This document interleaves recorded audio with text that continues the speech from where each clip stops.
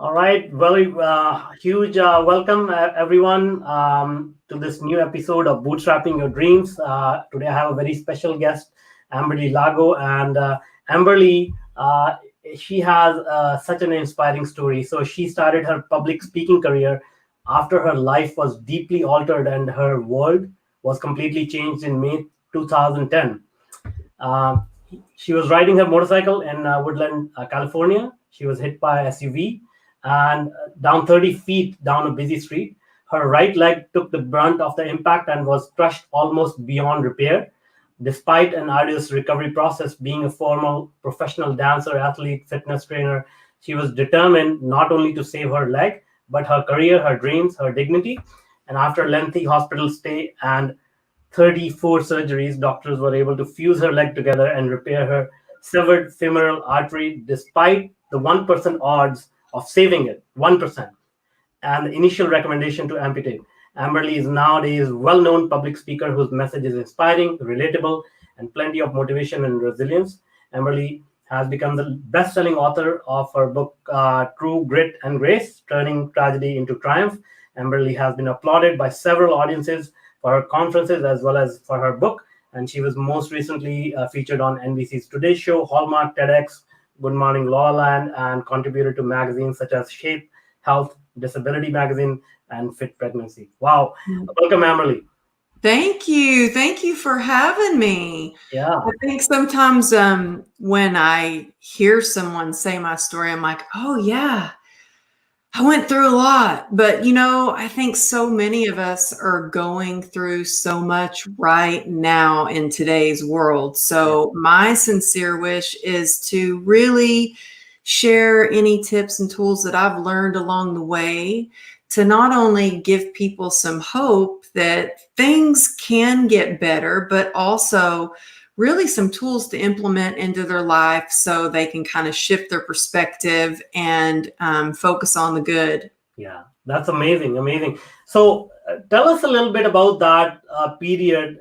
I know it may be painful to go back, but 1% chance of resurrection, and how did you have the presence of mind and the clarity and the faith and the belief that no matter what other people are saying, you are going to make it right and you're going to get through this? How did that happen? What was going on in your mind at that time? Well, I think that's the miracle of hope, is that you only need that 1% chance. And for me, that's all I needed was when they told me, you've got a 1% chance of saving your leg. There's basically nothing we can do for you. Your leg it's like a war wound.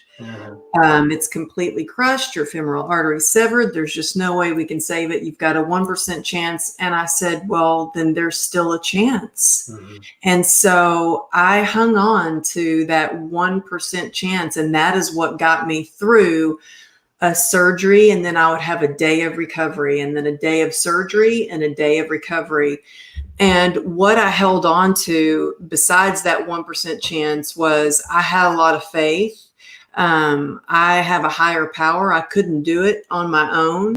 And I had a really not just amazing doctors and nurses, but I really learned the importance of just having a good community is. So I had, my family, friends, my clients. I now needed my clients more than they needed me, because I needed something to get me through. I needed a purpose. Yeah. And so even though I was stuck in this hospital bed, I could still make a phone call and talk to them and give them an exercise plan and give myself something to push forward. So I wanted to be able to get back to work. So every day I focused on what I could do just in that day, for that day, even though it may have been a baby step. Like, I think a lot of us may feel stuck right now, like we're trapped at home, or we can't go to work or work the way that we used to. Out here in California, even the hiking trails are closed, parks are closed. And so a lot of people feel stuck.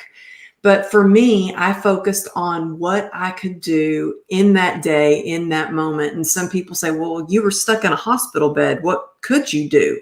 Yeah. There was so much I could do. I could focus primarily on my mindset, because it all starts with your mindset. And if, believe me, I know I was there for a while. I was spiraling down just into a state of depression because all I was focusing on was, look at my leg. Today may be the day that they amputate it. I am stuck in this bed. I can't walk. I'm in pain. And then when I shifted my focus onto, I'm alive. I can breathe. I have a family who loves me. I may not be able to go outside, but I have a beautiful view from the hospital of this. I have a window in my hospital room. I can see outside. So I think it's really on putting our focusing on gratitude for what we do have. And that turns what we can't do into what we can do. And it turns what we don't have into what we do have. Absolutely. So a lot of points that you mentioned. First of all, you said, so you are a fitness coach, right? So you help people with fitness. So did I hear you say you were actually working through this as you were lying in your hospital bed? You're actually serving your clients? Yes, actually, when I first got out of a coma, this was like 10 years ago when we still had BlackBerry phones. I don't know if anybody still has a BlackBerry phone, but I had a BlackBerry. And one of the first things I was like, I need my BlackBerry. And I grabbed my phone and I was texting clients. I had no idea how long I had been in a coma. I didn't know exactly what was going to happen, but I was on my phone texting clients to let them know that I was going to have to take a little bit of time off of work. And then I was trying to call other trainers to get them set up with another trainer that could fill in for me while I was out. And my husband was like, give me the phone.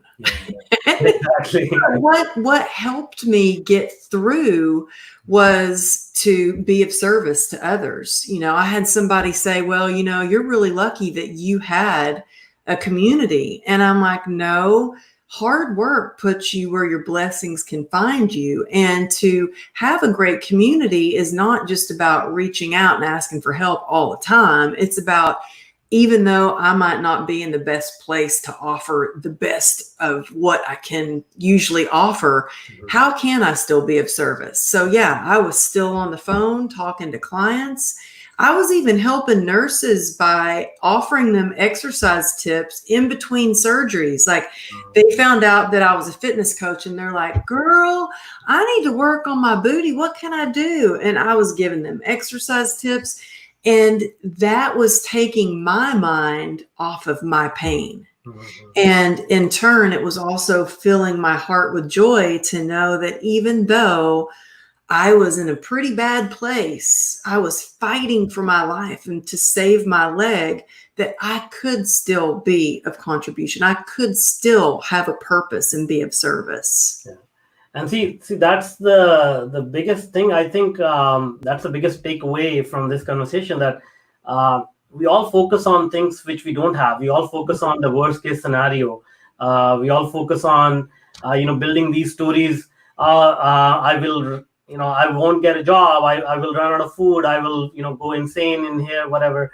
But as you said, we sometimes get so comfortable in our lives that we ignore some of the things that really are privileges, like clean air. A lot of people in the world don't have that. Water, people don't have that. So just having this shelter and your family around you, and just noticing the things that are going right, at least right now, creates a huge shift. And that sentiment of gratitude is amazing. But still, with all these things in place, gratitude and keeping yourself busy, what about resilience? Like, how do you tell yourself, day after day after day, when you don't see any progress, when you see, I was hoping today will be the day when I get the good news, today will be the day. Like, how do you tell yourself, you know what, tomorrow is going to be better, so we got through this, let's just focus on tomorrow? What happens in your mind when you have to make those micro decisions on a daily basis? Well, I think if we can start to get used to delayed gratification, like everybody wants some instant fix. They want instant to be fit, to be healthy, instant. It's easy to look at people, especially nowadays online, and think that success is just like overnight. Yeah. And they don't see how much work goes into having a best-selling book or creating a platform or even a podcast, or, it's a lot of work. And so I really think that starts with your habits, and waking up every day and doing the things that aren't easy. Like, it's not easy to think of things that you're grateful for sometimes when you're looking around going, life sucks, man, this sucks. But one of the things that really you can always find something to be grateful for. And like you just said, maybe it's the clean air, maybe it's running water. I mean, I just had a conversation with my daughter last night. It was just her birthday and we celebrated Easter yesterday. And she's like, Mom, I really wanted that one collectible Breyer horse. And I said, do you know how lucky you are that you got some of the gifts that you received? I said, people can't leave their houses right now. I was like, people don't have jobs right now. I was like, you have a bed, you have a roof over your head, you have food, and I started going down the list. Yeah. Okay, Mom. Okay. I'm grateful. But, I also had to figure out something to really shift my perspective, because it is easy to go down that little spiral of despair where you can all of a sudden your self-limiting beliefs pop up, or your inner critic, or just that sadness. I had a moment of that the other day where I was working out in the garage and I could see the sun was setting, and I thought, how much longer is this going to last? Am I going to be in this tiny garage to work out for how much longer, And I had to really nip that in the bud. And so there's something that I came up with a long time ago. And this is when I was living, because I have a disease that I was diagnosed with. It's called complex regional pain syndrome, and it leaves me in constant chronic pain. And 34 surgeries, yes, that was a lot to overcome. But living with constant chronic pain really drove me to suicidal thoughts. I did not want to live anymore, but I was just too afraid to die. And I had to make the decision, okay, either I continue down this road or I do whatever I can to fight for the life that I deserve and that I've always imagined, even though my circumstances have narrowed my possibilities. And I thought, what is it that I can do to strengthen my resilience? Because we all have resilience. We all have resilience within us. It is the human spirit to be resilient. And so there were things that I was doing every day, and I still do every day. And it's something that is a quick, like, okay, how can I shift things? What am not feeling my best today? What am I leaving out of this formula? And in the resilience, what I do, it's called PACER, and it stands for perspective, acceptance, community, endurance, and rest. And as long as I'm doing those things, I'm going to feel better. I'm going to get through my anxiety. I'm going to get through my addiction. I'm going to get this. These are all things that it's helped me with. My sadness. It's going to help me still find joy, even though I may live with pain, or I may be feeling like, this is hopeless. It gives me hope. And so we all have the ability to tap into our own superpower of resilience and thrive as long as we're doing those 5 things. And that's what I talk a lot about in my coaching. I did a TED Talk on it, which was one of the scariest things I've ever done, is doing a TED Talk. But that's what helps me. And it really is my hope that it will help others get through any, hard times that they're going through right now. That's amazing. Yeah, I was gonna go into the PACER method. So now that you have brought it up, maybe it's the right time to dive in and sort of unpack each step. What that is, if you can. Yeah, well, with perspective, we have the ability to shift our perspective, and it's not only, free, it's easy for us to do. I mean, I spent hundreds of thousands of dollars and tried every kind of treatment to feel better. Mhm. And what I noticed was once I could shift the way I viewed things and change the way I saw things, that is what made me feel better. That's what worked. Mhm. And so sometimes I think the easiest way to shift our perspective is, some guys call it, tough guys call it hunt for the good. We might want to call it getting grateful, counting our blessings, looking for the silver lining. And sometimes to shift your perspective, I don't like to be negative, but you can often think about how worse it could be. Mhm. And that kind of shifts things into perspective. For me, this time where a lot of people are like, oh, I'm stuck at home, I can't do anything. I'm like, well, I'm at home. I'm safe at home. I'm not stuck at home. I'm safe at home. Yeah. And for me, this time around reminds me a lot of the time when I was isolated after my surgeries. The only difference is, back then I was shackled to a hospital bed, basically. I couldn't walk. So now I might be, we might be self-distancing, and a lot of people we're shelter in place here, but there's so much I can do. I can spend quality time with my family. I have the ability to get out of bed. I can exercise from home, even if I don't have exercise equipment or weights or, any kind of gym equipment. I can start to be the healthiest version of myself now by focusing on all the things that I can do, things that we didn't have time to do before. Like I didn't have time to cook anymore now because I was traveling all the time. Now I can focus on exactly what I'm eating. Yeah. And it takes endurance, and it takes, and I'll go through every phase, but I get so excited about this. So the next part of PACER is acceptance. And for me, I was in denial after my accident.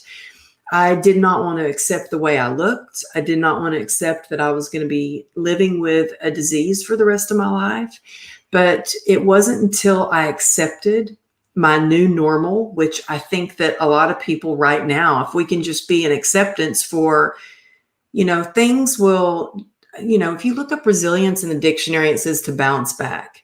And to me, that's not what resilience is. Resilience is to move forward and find the courage to live a life of joy and laugh and have fun, even though things may not be the way we want them to be. Yeah. And so acceptance is really accepting your new normal, accepting what is going on right now so you can take one action step or two or three every day to make your situation better. For me, acceptance was really, truly the beginning of my healing journey. And it led me to a community of people who were going through similar experiences, and we could come together. And that might be the most important part of PACER, because community is powerful. And I think at a time like now, you are going to find out who true leaders are. You're going to find out who your true friends are. You are going to find out who people are just out for themselves, or they are showing up like you. You have continued to show up and be of service and be there for your team. And so for me, community is when we can come together, because I tried doing it by myself. I was an athlete and a dancer my whole life. And I thought, and I worked, moved out from Texas, from California, and worked 4 jobs to save up the money to come out here. And I did everything on my own. And I thought, I got to do everything on my own. But really, when we come together as a community, we're unstoppable. When we have that support, when we can all share, what helps us get through hard times, that's when we become unstoppable. And the next part of PACER is endurance, because it does take a lot of endurance to get through hard times. And it's really where passion and perseverance come into play. It is about getting gritty. It's about, especially being an entrepreneur, because we wear several hats. Yeah. And when something in our business isn't working, we are called to be innovative and figure out, well, what can we do next? For me, I was in the middle of launching my huge course that I'd worked a year on this course. And I'm like, okay, maybe now is not the time that people are going to buy a big course, even though it's all about resilience and transformation. What can I do? Because some people don't have jobs. Some people don't know if they're going to have a job tomorrow. So what can I do to still be of service? So I was like, okay, I've got copies of my book. I can give my book away. I've got a challenge. I can do a challenge. And I was online doing a challenge every day. Like, let's do this together. Let's figure out a way we can be more resilient. And then also right now, the biggest thing that is I think it's the hardest lesson for me to learn, and I'm still learning it. I'm still not great at it. Is the last part of PACER is rest. And in order to be resilient, we have to recharge. And I think right now, this is like Earth has had a huge reboot, reset, pause button pushed on it. And now is our opportunity to rest when we normally wouldn't get this rest. I mean, every morning I wake up and I have a gratitude practice. And so every morning I wake up and I write down what I'm grateful for in my journal. And I'm also really big on accountability. So I also have my clients reach out to me and say, just list 3 things that they're grateful for. And this morning, the thing that I was grateful for, one of the many things I was grateful for, was I actually got 8 hours of sleep. Like, that never happens. I'm usually traveling and training clients all day and doing seminars and all this stuff. And I got like 7 hours of sleep and I got 8 hours of sleep. And I'm like, wow, I feel like a new person. Yeah. And so this is an opportunity for us to rest and recharge, maybe catch up from our busy lives. Think of ways to rest when we have that never-ending to-do list, because some people, even though we're in this pandemic, we still have long to-do lists. So it's being creative in the way that we rest. And it's really even being as bold to take a nap when now everybody's like, hustle, hustle, hustle. It's like, no, let's take care of ourselves. Let's recharge ourselves so we can continue to be of service to others. That's a great point. Yeah, I mean, I've been reading a lot of research on sleep, and turns out that actually the growth in our intellect and our thinking ability, it is directly linked to sleep. So if we don't sleep well, we think that we are, making more progress by hustling, but in fact we are paying the price by, not nourishing our brain. So that's a very good point. Now, it brings up another interesting point in this environment, because when we suggest, okay, we should rest, people may actually swing the other way, where we become couch potatoes, and because there is no schedule forcing us to get up. Like, for example, today I had a meeting at 8 a.m. and I overslept, and I had to apologize. I couldn't make that meeting. And I was like, man, I'm falling into that trap now of in the vacation mode almost, right? So, do you experience something like that? And how do you stay disciplined? How do you, like in this environment where there are no structures, you are on your own. Like, how do you discipline yourself to to be in a routine, to be on a schedule? Well, yeah. In fact, yesterday, I actually told my husband, I'm embarrassed to admit this, but I turned on this TV show on MTV called Ridiculousness. I don't know if you've ever seen that. No, I haven't. But it's like a train wreck. And you can't stop watching because it is one crazy stunt or act or major fail after another. And some of them are really funny, and some of them are like, oh my God, I can't believe that just happened. And yes, I did wake up. I, had an Easter egg hunt with my daughter, made breakfast. We played around a little bit. We exercised a little bit. And then I fell into that trap of couch potato mode. And I literally did hardly anything all day. And that's okay. Some days we have days like that. But I talked about habits earlier.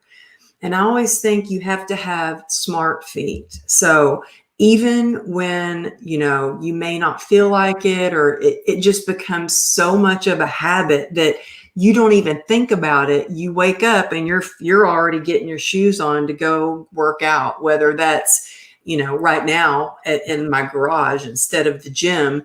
But every day, I think it takes, for me, I think it takes a good month to create a habit. Mm-hmm. And you might be kicking and screaming the whole way trying to create that habit. I think it takes about 3 months to really see some transformation. For me, it is waking up and putting it in my book. Like, I'm old school, and I still, actually, it's right here. I still have my big organizer calendar here, and I organize my day. So if it's not in my book to work out, then I'll probably skip a workout. So I write it down in my book. This is my time to work out. This is my time that I'm going to catch up on emails. This is my time I have a lunch meeting. So it's so important to, maybe your work schedule is different. Maybe your whole schedule is different because you're not out socializing with people or you don't have as many meetings, but still put in your schedule a time for you to work out, a time for you to, if you can, get out for a walk in the neighborhood, go walk the dog. Mm-hmm. We have masks, and so we've been wearing our masks to go outside, but fortunately, we also have a horse at a barn. So we've been at the barn and being able to get some fresh air and do that. And, I think sometimes you cannot feel like it, and you can get that mode of being a couch potato, and it gives you energy to actually move your body and work out. So it's going to be real hard to start. But even after the first 5 minutes, maybe you're going to go, oh yeah, I'm starting to feel energized. Put on some good music. Put on some music while you work. Change your atmosphere. Turn the TV off. Turn the news off. Like, limit your time to news. And then also surround yourself with people who are inspired. Like, I noticed yesterday, I was in the middle of my workout and my daughter comes out, and a lot of times she'll come out and work with me. But yesterday she came out in her sweats and she laid down and started watching her phone while I was working out. Mm-hmm. And I noticed my energy just kind of dropped, like, oh, laying down sure does sound good right now. And I was like, you got to get up and move, because I got to stay motivated. Like, I got to have some music on. I got to just do something. So for me, even if I put it down in my book to do something as simple as 50 squats, 50 push-ups, 50, curls. I only have 50. It's called the Filthy 50 workout. So I do 50 of everything. And I'm like, okay, I didn't have to think about that. I just did 50 of everything. I'm done for the day.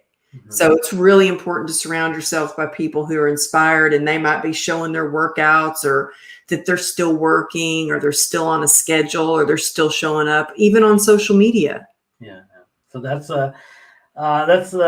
great advice. So what it boils down to is personal responsibility. So, even though we have no restrictions from the outside world, nobody's making our schedules, we are locked down. It is our own responsibility to build a schedule and follow it. And to your point, let's try to consume positive material, because everywhere on the news, on social media, everybody's talking about one topic, and nobody seems to know what the heck is going on. And everybody's speculating, and everybody's sort of pointing fingers at each other and whatnot. It doesn't really serve any purpose, in my opinion, to just get a whole bunch of opinions and create more opinions out of that. If you really want some information, I think it's best to just select a few reliable sources of information and get your daily updates, 5-10 minutes every day. But the rest of the day, as you said, like, consuming positive material will be really good in this time, because you can use that information to upskill yourself, to learn new things. When this thing is over, you may need new skills at that point to make a difference in the world, right? So this is awesome stuff. Like, you have shared some really practical tips.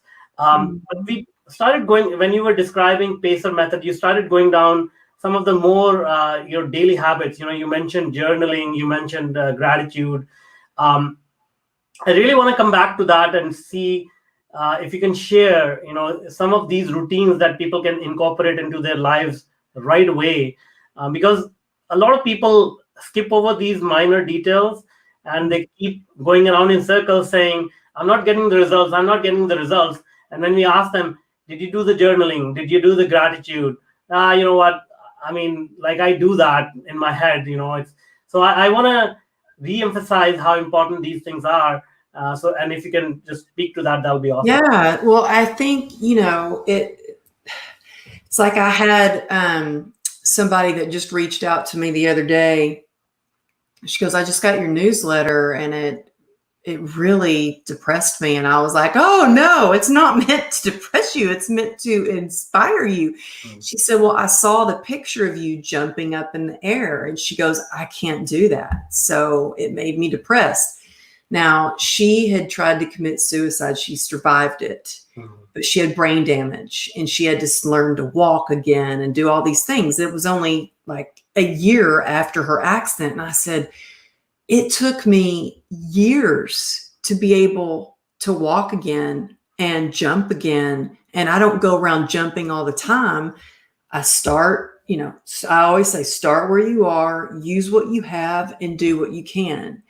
My default has always been to look at what I can do about a situation. And my situation, went from I was sponsored by Nike. I had a successful training business. I had 3 trainers that worked for me. Although it was a small business, it was a very successful business. I was doing fitness videos. And I had to completely reinvent myself. And so sometimes we have to be innovative. And a lot of times these hard times we're going through, look, there's no way around it. This is going to change us. We are not going to come out the same. But it's up to us if we're going to come out better or worse. And so right now, this is the perfect opportunity for you to work on being better every day. And that starts with a commitment to yourself. In order to be resilient, all you really need is to be willing to have an open mind, willing to have an open heart, and willing to do the work. You got to get gritty.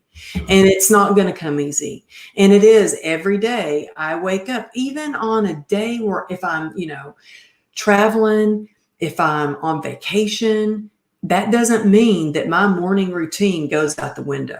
I wake up. It doesn't matter if I have overslept or whatever. Even on a day where I have an extra early morning where I am on screen at 5 a.m. doing a virtual summit or something, I wake up and I have my morning routine where I have quiet time. I don't grab my phone, even though I may want to look at Instagram. I do not grab my phone. Instead, I have quiet time in the morning to focus on my intention. Write down in my journal. I read out of like 3 different spiritual books. I switch it up and I'll read out of different books every day. And that really sets your tone for the day. So more than even just focusing on what you're grateful for, what are your intentions for that day? What is your purpose? And I think more than ever, these hard times allow us to find our true calling. What would you do today if you never earned a penny the rest of your life for doing it? That's, for me, I find my motivation by focusing on my why. And I love connecting with people. I love people. My favorite part of the whole book journey was being able to travel to conferences and meet people in person. And I've met people from all over the world by being able to do this.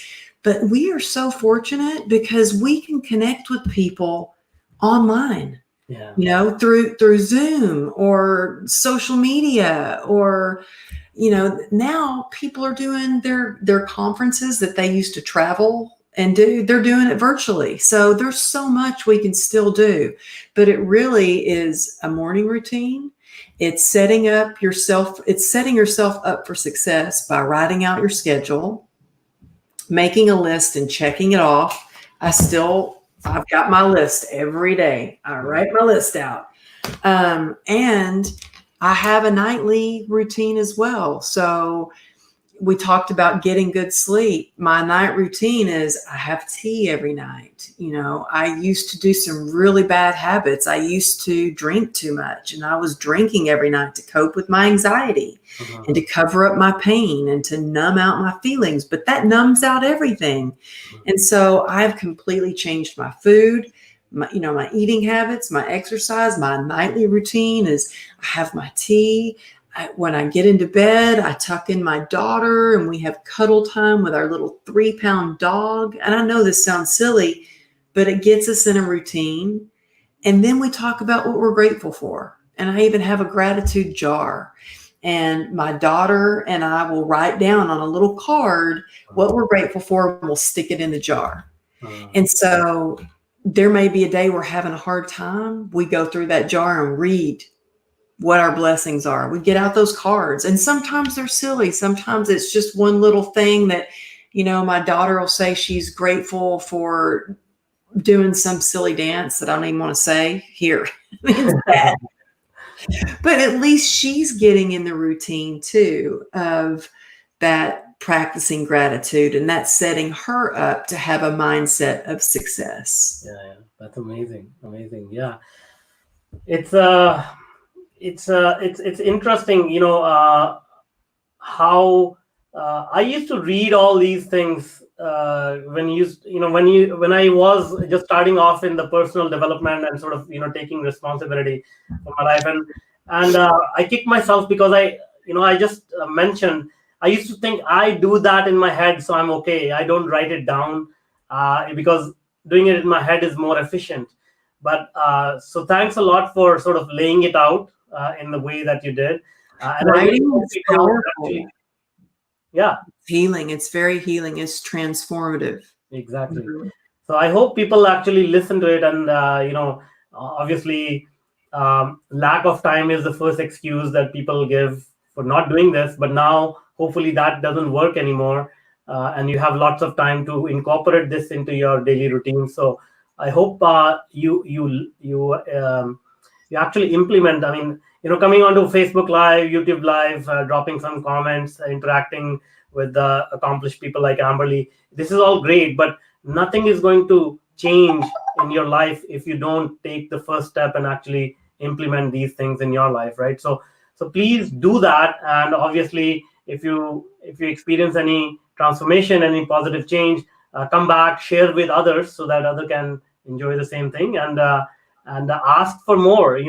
Whatever problems you're facing in your life, whatever anxieties you're going through, ask for those specific things so we can bring more solutions to you. These are tough times, as Emily said, so we are trying to provide as much support and community guidance as we can, so that we can get through this period to the best of our ability. So thank you so much, Amberly. Now, some people are asking how can they get in touch with you. So can you tell us what is the best way we can reach out to you? Yeah, reach out to me at amberlylago.com, or I'm on Instagram at Amberly Lago Motivation. And that's where you can find all my links to my TED Talk, my mastermind group. Plus, I also have a free downloadable gratitude journal. You can get that at amberlylago.com, or you can also text the word PACER, PACER, to 66866, and it'll give you a free downloadable gratitude journal. But I think it's easiest just to go to the website, shoot me an email. I answer all my emails, and I'd be happy if you reached out to me. Awesome. Yeah. So we have a lot of people, international audience. So I don't know whether the SMS will work, but yeah, just go to the website. I think you'll find a lot of other information there as well. So I'll put those links in the show notes so that people can reach out easily. Thank you. Thank you so much for having me on. It's been such a joy getting to talk to you, and because I just got to talk to you last week too, and I love hanging out with you. So we're going to have to make this a habit of seeing each other more. Sounds good. Yeah, that sounds good to me. Awesome. So let's schedule something down, maybe in a couple of weeks. Things are changing rapidly every day, but hopefully, we'll we'll get through this with flying colors, and let's chat in a couple of weeks. Sounds good. Thank you so much for having me. Great. Thanks a lot, and have a great day ahead. You too. Thanks.